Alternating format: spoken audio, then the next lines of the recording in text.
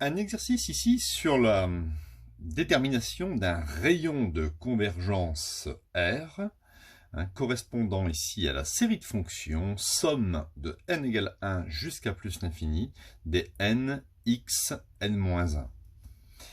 Alors, correction de cet exercice. Nous allons ici poser petit n est égal à k plus 1. Alors vous allez comprendre pourquoi. Et je vais transformer un peu cette somme.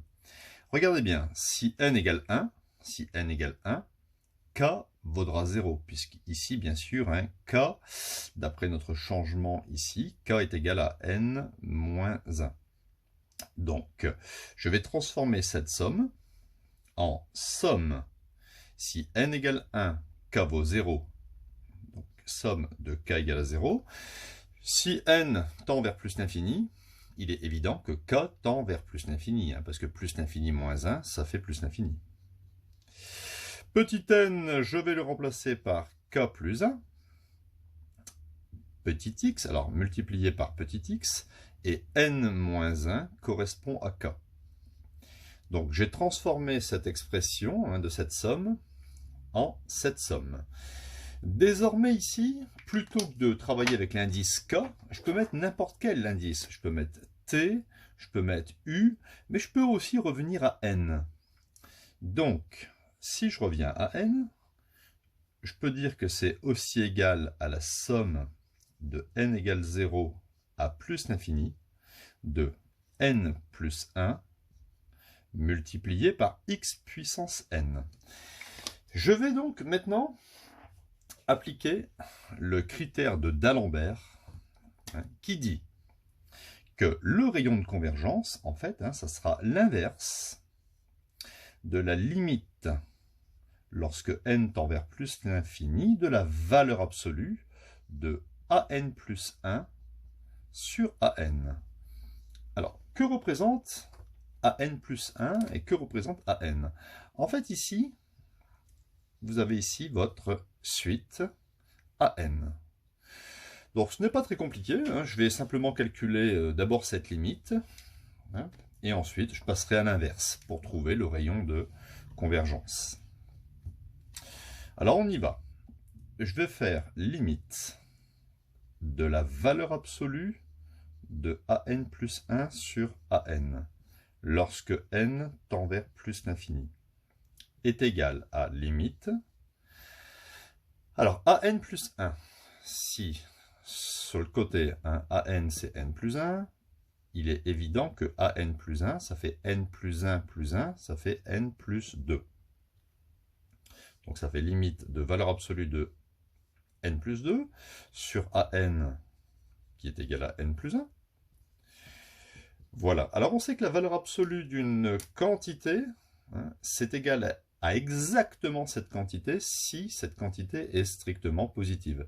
Ici, il n'y a pas de souci, on démarre à n égale 0. Même si on démarrait à n égale 1, cette quantité est strictement positive.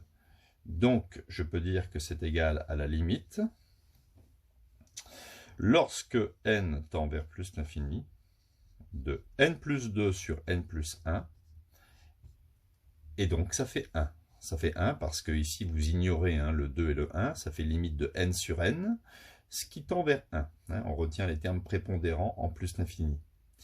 En conclusion, on peut dire que le rayon de convergence, c'est l'inverse de cette limite, c'est-à-dire l'inverse de 1. On trouve donc un rayon de convergence égal à 1. Conclusion générale, on va pouvoir dire que la somme de n égale 1 jusqu'à plus l'infini n x puissance n-1 est une série de fonctions qui va converger, elle converge, quel que soit, alors on va mettre comme ça, quel que soit x, appartient à l'intervalle moins r plus r. C'est-à-dire ici, quel que soit x, appartient à l'intervalle moins 1 plus 1. Alors, c'était une première question.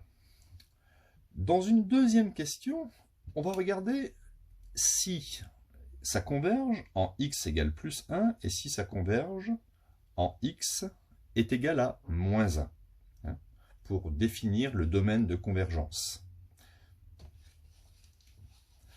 Alors, on y va, on va s'intéresser ici pour x égale 1. Donc, pour x égale 1, je considère la somme de n égale 1 à plus l'infini de n multiplié par 1 puissance n-1. C'est égal à la somme de n égale 1 à plus l'infini, finalement, de n, puisque 1 à la puissance n-1, ça fait 1.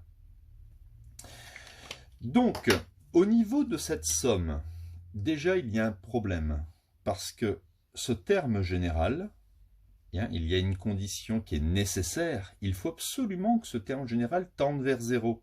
Or, la limite de ce terme général en plus l'infini, c'est égal à plus l'infini. Donc c'est complètement différent de 0. Donc la condition nécessaire de ce que la limite doit faire 0, ce n'est pas vérifié. On peut donc dire que ici, cette somme diverge pour x égale 1. On va s'intéresser maintenant à x égale moins 1. Si x égale moins 1, ici je vais remplacer par moins 1 à la puissance n-1. Et donc, par rapport à ce que j'obtiens ici, je vais bien le réécrire. Donc, il ne faut pas que j'oublie ici, somme des n. Voilà, donc j'ai remplacé ici x par moins 1.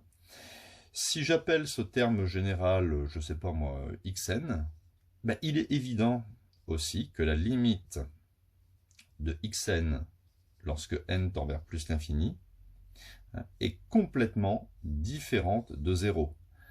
Puisqu'ici n tend vers plus l'infini, et ici vous avez un moins 1 puissance, donc une quantité qui oscille entre plus 1 et moins 1. Donc ça ne pourra jamais faire 0. Autrement dit, la somme des n égale 1 à plus l'infini des nx puissance n-1 diverge pour x égale moins 1. Juste parce que le terme général, quand on a remplacé x par moins 1, ne tend pas vers 0. En conclusion, on peut écrire que le domaine de convergence sera simplement moins 1 plus 1. Il n'y a pas convergence en x égale 1, il n'y a pas convergence en x égale moins 1.